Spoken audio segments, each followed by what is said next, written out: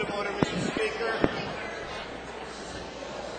Madam Speaker, point of order, please.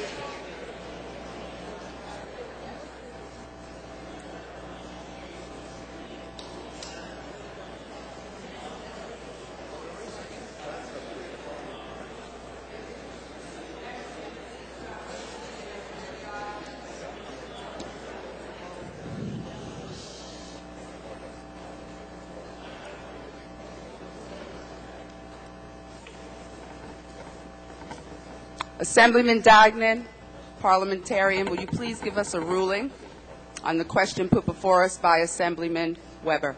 The rule cited by the Assemblyman does not apply. This isn't a budget bill. It's not a budget bill. It is not. So I rule, Madam Speaker, that the rule does not apply. Madam Speaker, I'd like to appeal that ruling and be heard on the appeal. I deny the appeal, Assemblyman. No, Madam Speaker, I demand to be heard on the appeal. It's a debatable motion, a debatable appeal. Assemblyman Dagnan. I've made my ruling, Madam Speaker. It's not an appealable motion. The you as Speaker have the right to rule on it based on my recommendation, make the appropriate ruling. Madam Speaker, pursuant to Rule 4:.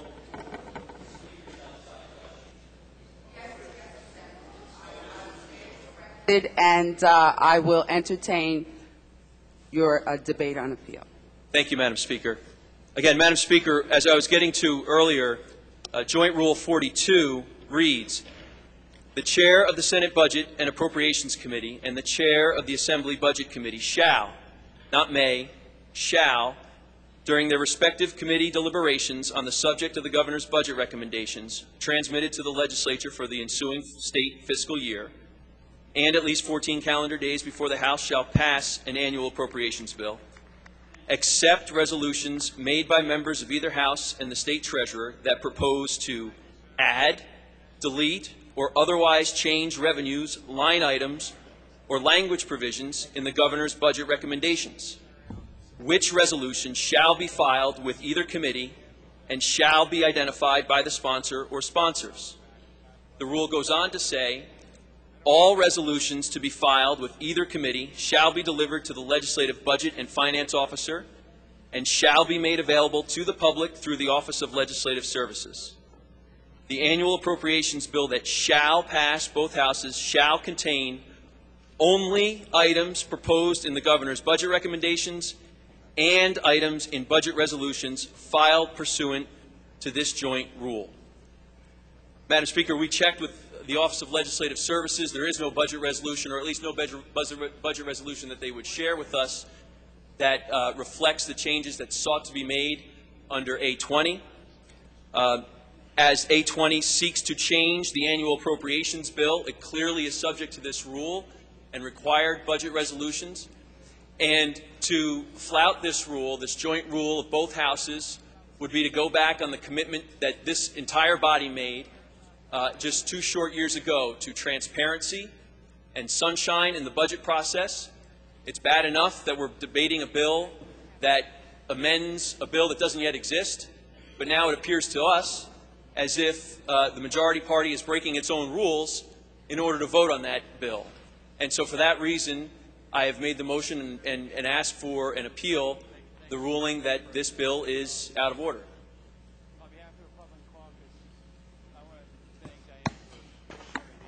Thank you, Assemblyman Weber. Assemblywoman Watson-Coleman.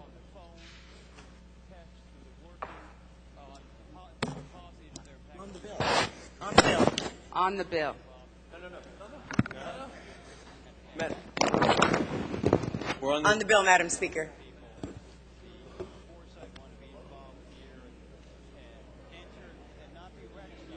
Hold on a second. Yes, Assemblyman Bramnick. Assemblyman Weber has requested an appeal, and I suspect that he is waiting for a ruling on the appeal. Did he make a motion, Assemblyman Weber? Are you making a motion? I've appealed the ruling, and at the conclusion of the debate, At the conclusion of the debate on this appeal, we will ask for a vote on the appeal. At the conclusion of the debate, Madam Speaker.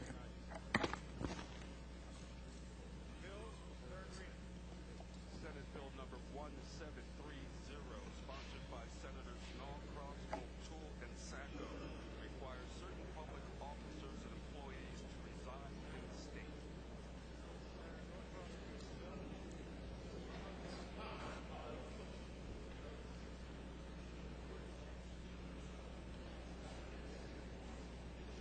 Okay. Is there a second to to Assemblyman Weber?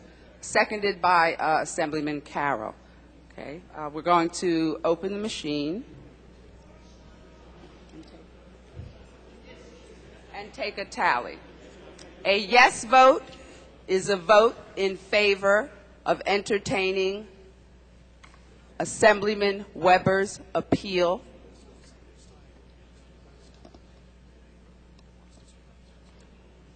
We're entertaining the Assemblyman's appeal right now. We're going to go back to the bill. Your switch, yeah. Oh, you guys.